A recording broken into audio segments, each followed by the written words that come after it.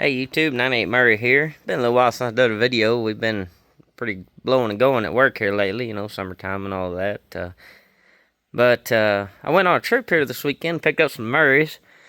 Went up to Oklahoma City and got all three of these. I only went up there for one originally, and then it turned into two and turned into three. So I could have almost grabbed a fourth one, but it was a parts unit kind of missing a lot, and I didn't feel like trying to load it without wheels on it. So anyway, I want to kind of go over these three because it's kind of a neat way to show the evolution of the very first wide body tractors from Murray.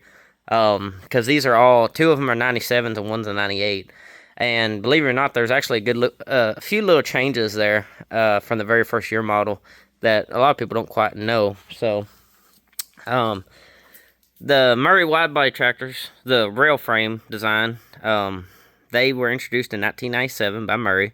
And it was quite a big change for them. All their lawn tractors before them were of a stamped pan frame design. I don't have any 90s models to show you. I have 80s models, and they're a little different. But, it was a one-piece stamping of a frame. Whereas these are kind of like an automobile. It's two frame rails and parts bolted to it and stuff like that. So these are much more substantial. They're larger, they're a bit heavier built. So it was a pretty big deal for Murray at the time.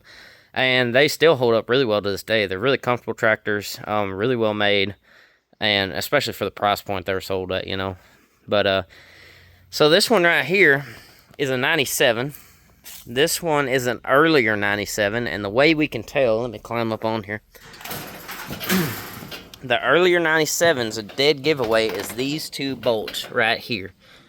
Only the early 97s have these two bolts. Later models, like this late 97, do not have that. So that is a quick, easy way to tell if you got an earlier 97.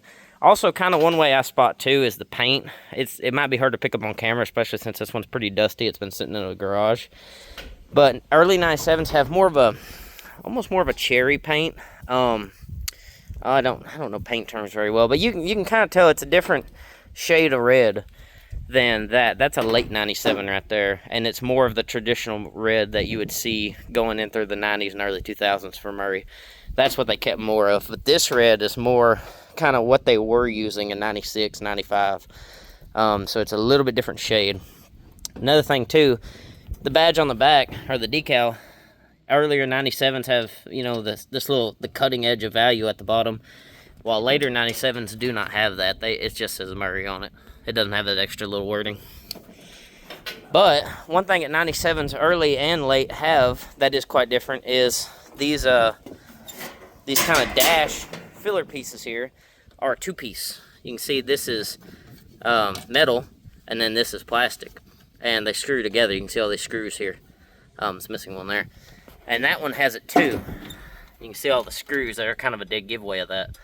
Whereas in 98, like this green one back here, it is a one-piece plastic filler panel, and that's how most of them are. It's only in 97 that they were two-piece with the metal and the screws. They went away from that after the first year model. But yeah, it's just kind of a neat way to show the differences in an early 97, a late 97, and then a 98. So, but about these mowers, these in particular, this one in the middle here is the one I mainly went after. It is a shift on the go wide body, which they only did for I believe 97, 98, 99, somewhere in there. They didn't do it super long on the wide body tractors. They did it quite a bit in the 90s. They were pretty known for that. But when it came to the rail frame generation, they stopped doing it after a while.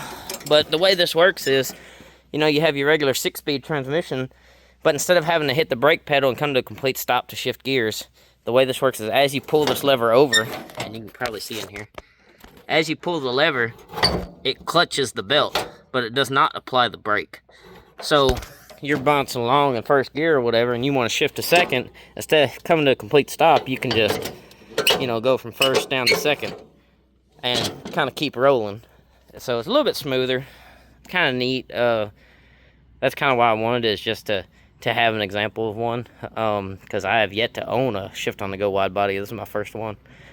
So, and that tractor's got a post twin engine. As you see, it's got a 42-inch deck. It's actually got a broken mount. That's the reason it was parked about 4 years ago, they said.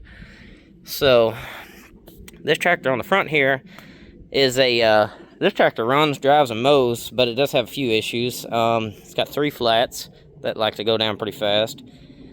The drive belt is twisted, and I think the clutch needs adjusted, because it does drive, but it doesn't drive properly. I can tell there's something wrong with it. It's the drive belt going on.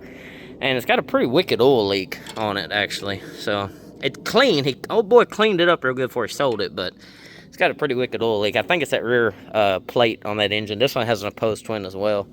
So, this one's a 46-inch deck, and it's a really clean Murray. That's the main reason I wanted it. It's a really, really clean example of one. And it's got good paint and everything. So really both of these are. This one's dirty, but it would clean up really good. I could tell it's been stored inside most of its life. And then this one back here I got mainly for the deck, because I'm needing a good 42-inch deck. And since this one's busted, you can kind of see right in there.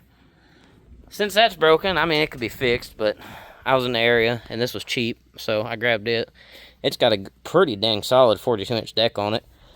And it also has an opposed twin engine. Don't know nothing about it. It's been sitting in the field for a few years. Doesn't run, obviously. But it's in pretty decent shape. It's a little faded, but other than that, it's actually pretty clean. So, pretty nice little mower. As far as the barn in there, I think all them mowers are the same since last time I showed them. I did get one other Murray just the other day, but it's at the house. I just mowed with it this morning. It's a little 2000 year model, 40-inch wide body. Little bitty guy, but works really good. So, yeah. Oh, you can also see in these kind of earlier Murrays. This isn't a 97 deal, but they had the decal between the headlights. They did that up until like 2000 or 2001, I think, because I've seen some Murray Selects that had those as well. But you don't see it on all of them. Like this Murray Ultra doesn't have that decal, and they never did, from what I can tell. I've never seen one with it. So, yeah.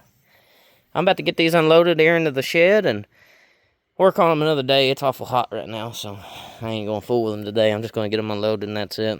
But I'd like to get, especially this one in the middle, cleaned up just to see what the paint comes around to being. But, yeah. If I do anything with any of these at some point, I'll let y'all know. I'll try and get a quick video or something about that other mower I got here one of these days, too.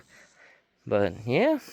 I just wanted to try and show some differences since I had an early 97, late 97, and a 98. It's kind of a good chance to be like, hey, here's the little subtle things. So, appreciate y'all watching. If y'all got any questions or anything, or want to see anything else, just comment below. Let me know. I'll try to get a video on it. So, appreciate it.